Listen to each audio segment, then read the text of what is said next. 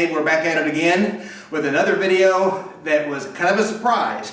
Came home from some holiday Christmas festivities, and we noticed that the spring on our garage door broke. This is called a torsion spring on these long garage doors.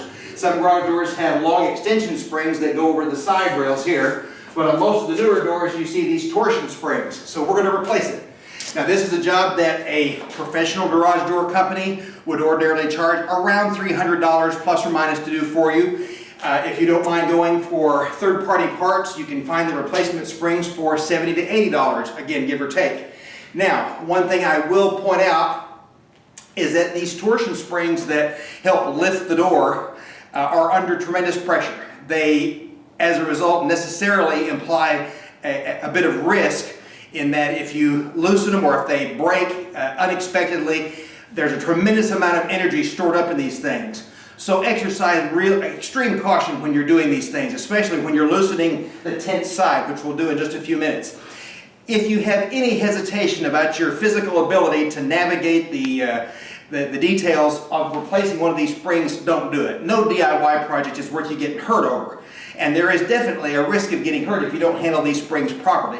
I've done this before. I did it once before several years ago, long before I was doing a DIY channel. And so I'm comfortable doing this job myself. But if you have any hesitation, don't. Call a place and pay the money and get it done professionally. If you're comfortable with the physical side of this and aware of the risks, do so at your own risk. So, before we get started on this, be sure to have any automatic garage door opener mechanism released. On this one, this is that genie screw drive. You just pull the handle down and that disengages it. And I've also disconnected it from the bar that connects to the door. So there's zero chance of any interference happening from the door from someone accidentally pressing the button. I did, just for the sake of having a little extra light, leave it plugged in so I could at least have the light in the corner, because it's pretty dark in here and that may make it a little difficult to see some of the corners. But as a rule, disconnect any garage door opener from your door before you keep going. Alright, next. So what are you going to need? Well, the first thing you're going to need is some vice grips. This will help us hold the center tube stationary. You're going to need a couple of what they call winding handles that will fit into the cones at the end of these springs to help you put tension on the springs. You'll need a 7/16 or ½ wrench to loosen the set screws on the pulleys that hold the cables, and then an open-end wrench to secure the middle bracket, a file to rub down any burrs or defects that from the previous placement of the screws. Now, step one is we have to make sure that we have the right replacement spring.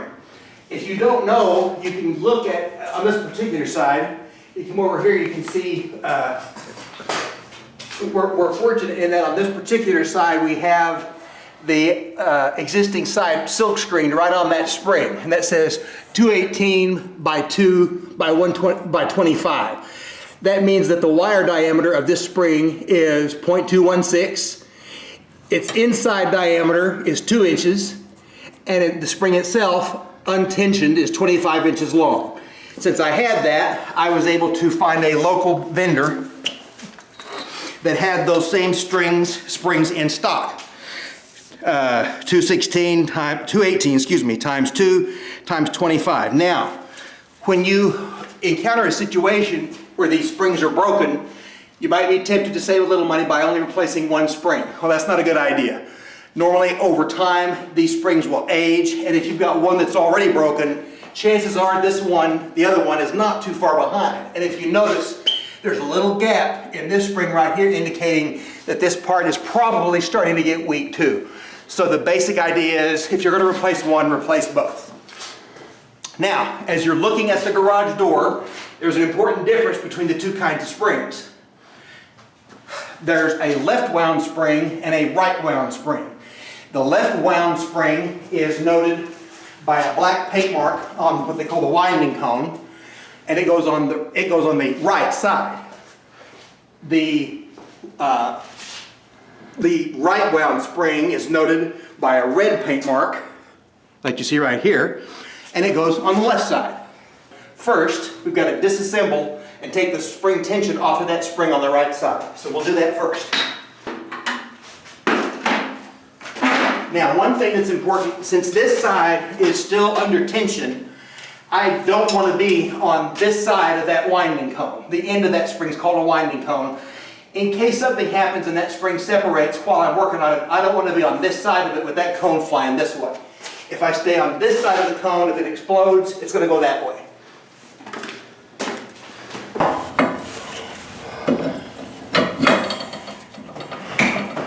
This door wants to go up just by cranking it like this.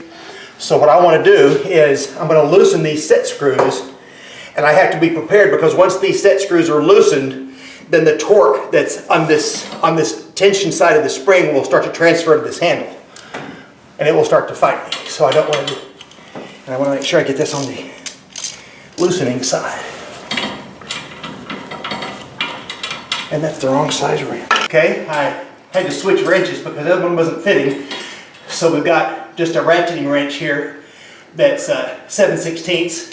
So I've got it on this one set screw, and I've got a good hold of this rail here. And now this one is loose. And then as soon as I feel this one behind it,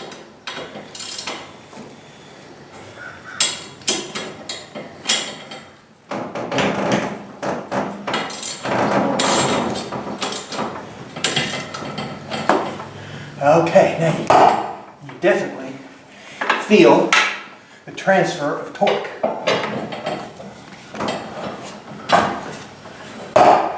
And typically these have, for a 7-foot door, you have about 30 or 31 quarter turns. You have 4 quarter turns per foot of lift. So to unwind this and take the tension off, you've got to unwind about 30 quarter turns. So again, put the rod in until you feel it click, lift up slightly, remove.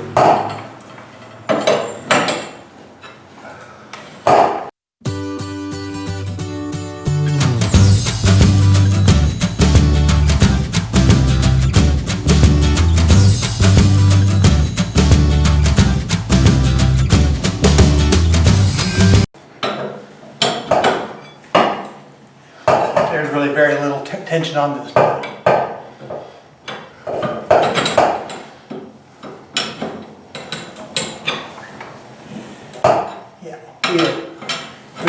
We're loose now. There's no tension on anymore. So that's now loose. So now the next step is we're going to loosen this center bracket that holds these two springs together. So we've now gone and gotten us a 9/16 socket. Let's see if we can get this guy loose. There we go.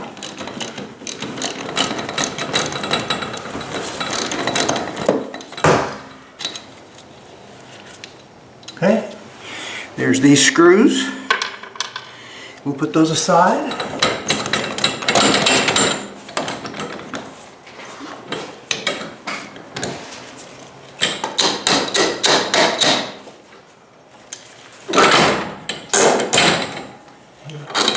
Take these 2 bolts out. So now, we've got both springs loosened. This one was obviously already loose because it's broken. And so now what we're going to do is we're going to loosen the pulleys on either side that will free up the long rail on which everything rides.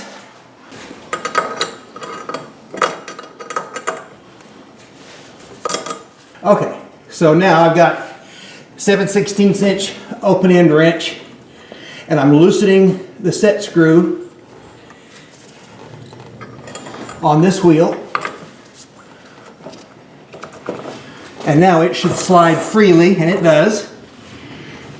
And now I'm going to go do the same thing on the other side.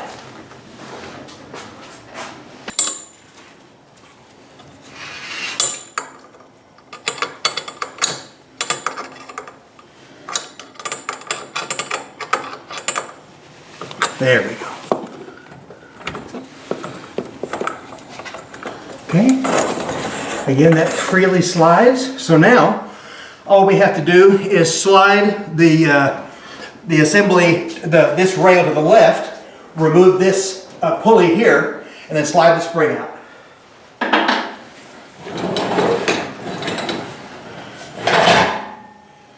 Let's see. Don't have quite enough clearance. realize I did not release the set screw on this guy.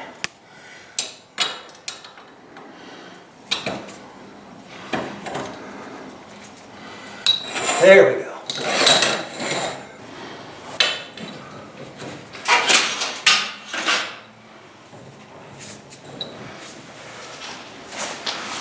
Now, this cone, it feels like it is caught a little bit on the existing grooves where that set screw has come in. So I'm going to get a hammer and I'm going to see if I can kind of knock it loose. Now again, just keep in mind, this is all waste material. We don't care what happens to it. There we go. Whoa, it's out on the other side. It's out on that side. Okay, we got it out. So we will go over here to this side.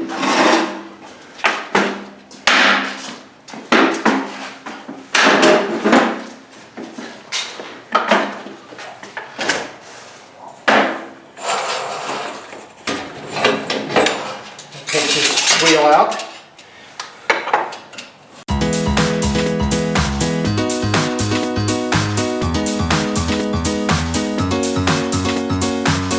So now we'll take the bed spring and remove it.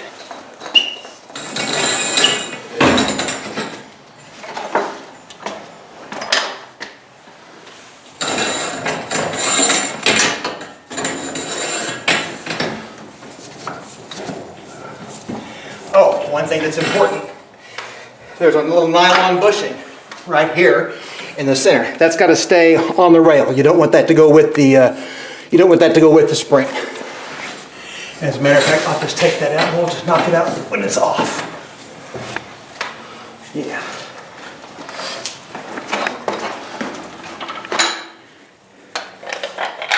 There we go.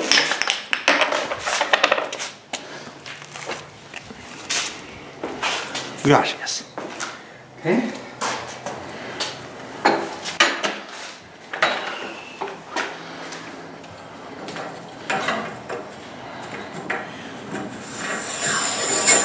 All right, now we'll put the right wound spring on the left side as noted by the red paint mark.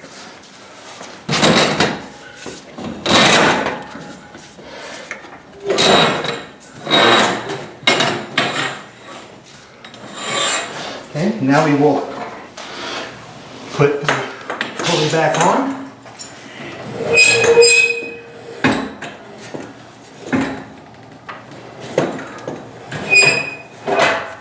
And we'll set that, we'll secure those later, but we're going to do the other side as well.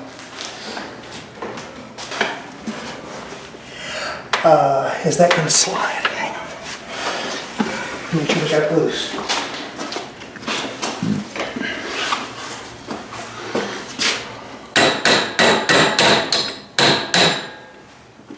It looks like it is still snug.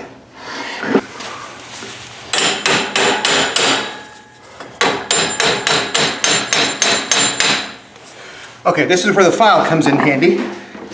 Shouldn't you hit it that way? Well, yes, but where this was previously reassembled, you now have scuff marks where a prior set screw was placed in here. So this cone is catching as you slide it out. So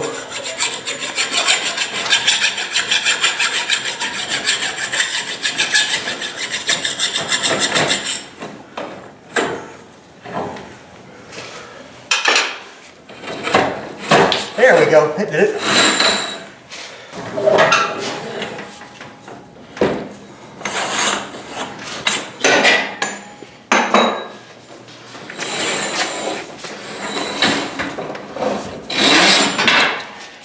Okay.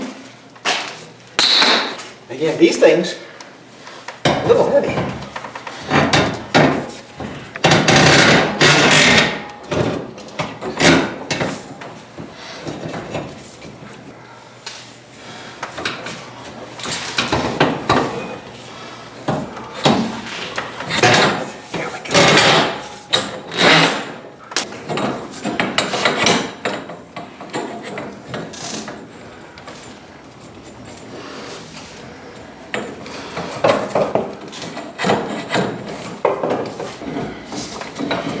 There we go.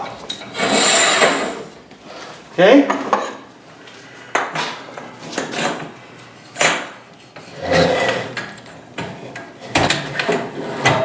There. Okay, so the next thing we're going to do is we're going to secure these two springs to the center bracket.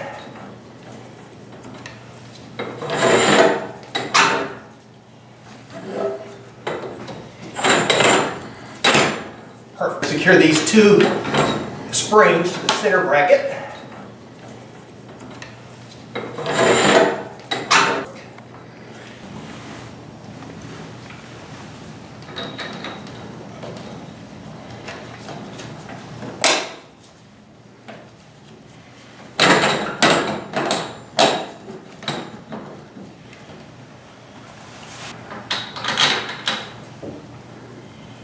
And I should have a lock washer right here.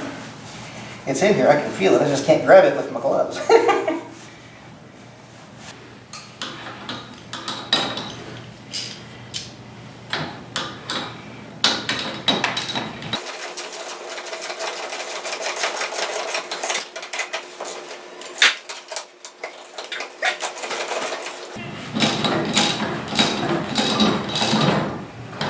Nice and snug there. All right, so now what we want to do is we want to reattach the pulleys to the rail and make sure the cord is reattached.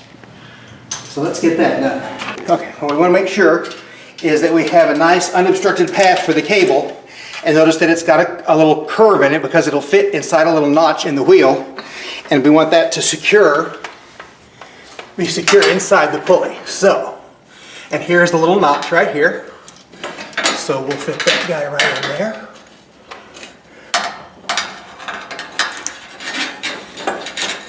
Oops. Did that backwards. There. Perfect. Now, once you got the taut, you got the pulley taut and the cable taut, go ahead and get these set screws kind of finger tight, and then come back in. Oh, that's the wrong. And then once you feel them make contact, take another quarter to a half turn to make sure you've got a nice, good bite onto the bar.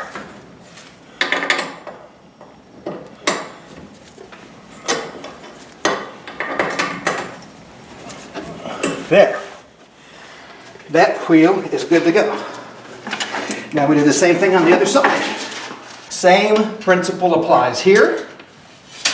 Nice unobstructed path. We'll take the cable, which already has a bend to it.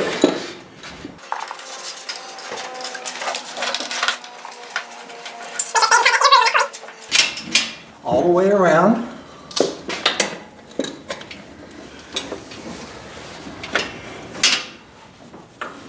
And I think, yeah, we're there. Same thing, we'll just go ahead and finger tighten these set screws onto the rail. And then now that they've made contact, we'll take them about another half a turn to make sure they have a nice bite.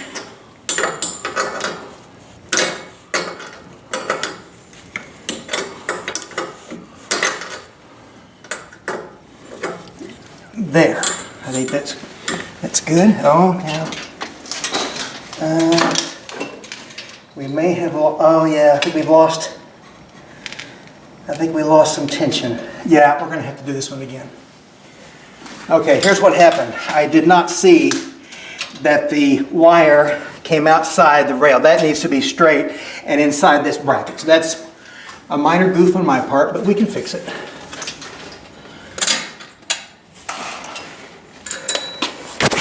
Better to recognize the mistake now than later.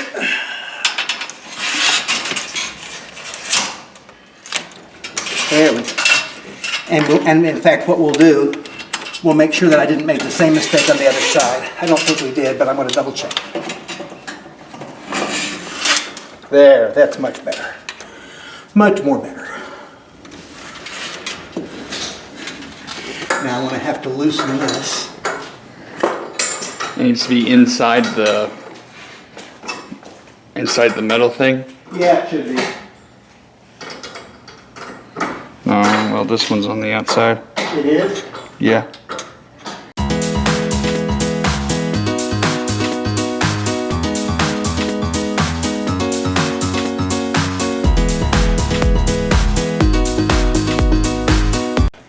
So what I'm going to do, I won't refilm the whole thing. What I'll do is I'm just going to disconnect the cable, run it back on the inside of the bracket and reattach it. And then the next step will be to tighten the springs.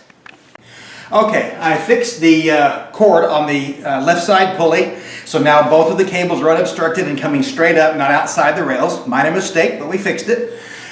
So then the last step is to go ahead and put tension on these springs. Now, the rule of thumb is that the default, the baseline setting, is that you do, for a 7-foot door, that means you do about 28 to 30 quarter turns.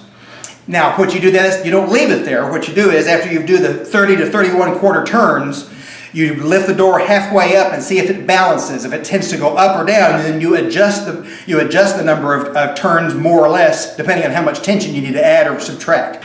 Now, another thing that I've seen some videos do on this is they take a can of spray paint and they paint a straight line right across here, and then once you've turned it out, you'll count the number of spaces between, but I'm not going to mess with the spray painting. I'm just going to count 31 counts.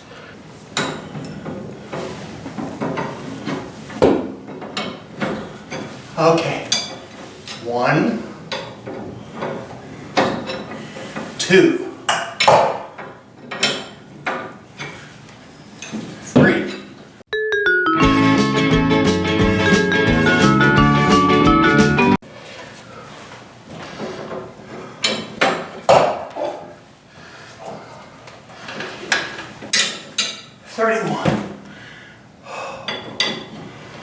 Okay.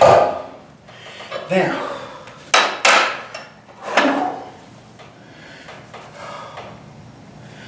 Oh crap. We've lost tension on the...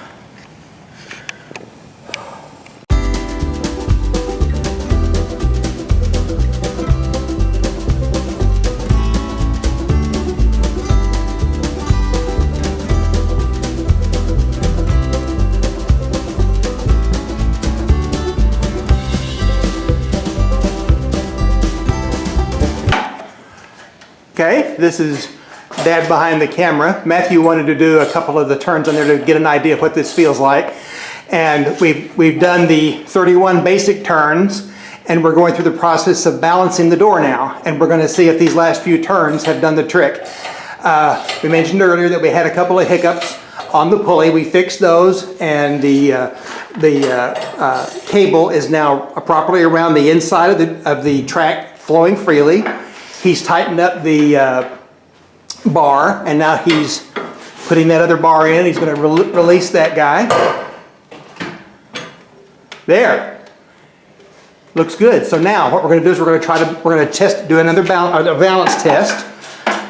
So to do the balance test, we're just going to lift it up about halfway and see what it does.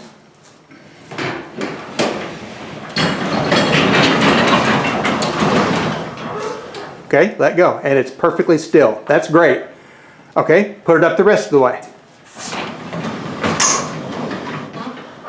That's great. Now put it down about 3/4 of the way. And then let go? Yeah.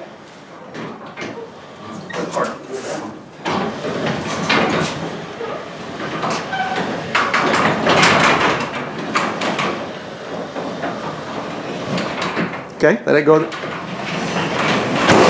It's still landing awfully hard. Not as hard, I would say that time. Huh? I would say not as hard. Not as hard? Okay. Then we're gonna go ahead and put a couple of more turns, and I notice that it's not landing evenly. So we're gonna have to, but that's a matter of probably a tension adjustment on the pulleys. So we're gonna adjust it a little bit more, and we'll be right back. Okay, we did one more balance adjustment. Lift it up at 1.5 way. Let's show that we got that last adjustment just right. I think we've got this just right. Okay, let it go.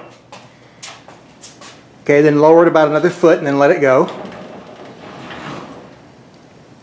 A little bit more. That's good. I think we're good. Now what we're going to do, go ahead and gently, go ahead and let it go.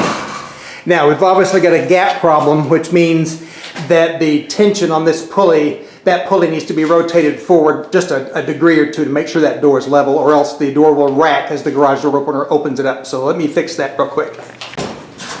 All right. Get it rolling? Yeah. Okay, we're ready to hit the button. We've reattached the carriage mechanism and re-engaged it. So let's see how it goes.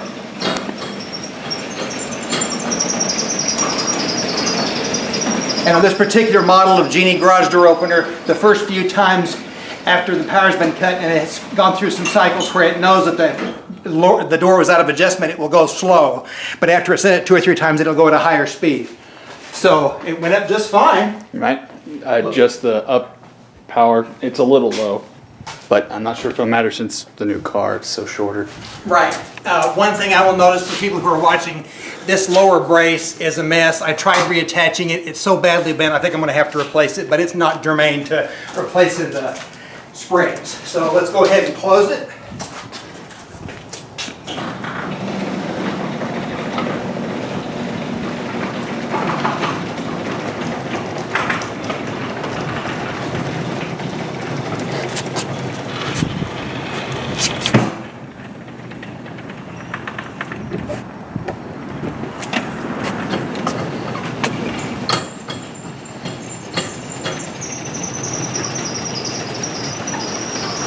Okay, I'm going to have to change the down sensitivity because it bounced on its own. It thought it went too far down. Oh, really? Yeah. Oh, well. Let's see.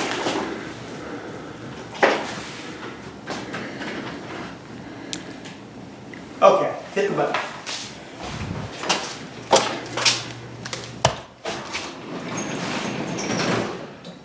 Hey. Got it. Perfect. Hit it again. One more time. There you go. Hey. There's your high speed. Hit it again.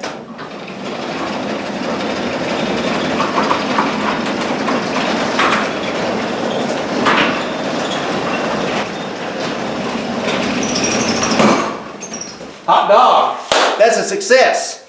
Well, I want to thank my photographer, Matthew, for helping me out getting those last few turns. That is definitely an arm workout. Just things to be aware of. Now, I realized we made a few goofs. I didn't quite line up the cables properly when I tensioned the springs, and I didn't have when I tensioned the cables, excuse me. And I did not get the right turns on the spring initially, but we got it sorted out. Not a professional, don't pretend to be. That's part of why we do DIY videos, to see how real people doing stuff might make a mistake and you plow through it. But we've got it done. We probably saved ourselves about $150 to $200 from a professional service call, and we've got a working garage door, and it's been a success. I want to thank everybody who subscribed to the channel. We hit a milestone this last month, just before Christmas. We hit 1,000 subscribers. I appreciate everyone who takes the time to watch our videos. We hope you get something out of it. I love the feedback that you all give, sometimes, even if it's negative. I don't pretend to do everything exactly right or the perfect way, but we try to get things done as best we can. Leave your comments and your questions and your thoughts and concerns, and I even take criticism if it's not too nasty. I appreciate it. We thank you for taking the time to watch our video. We hope you got something good out of this. Have a blessed day, everyone, and a happy 2021. Bye-bye, everybody.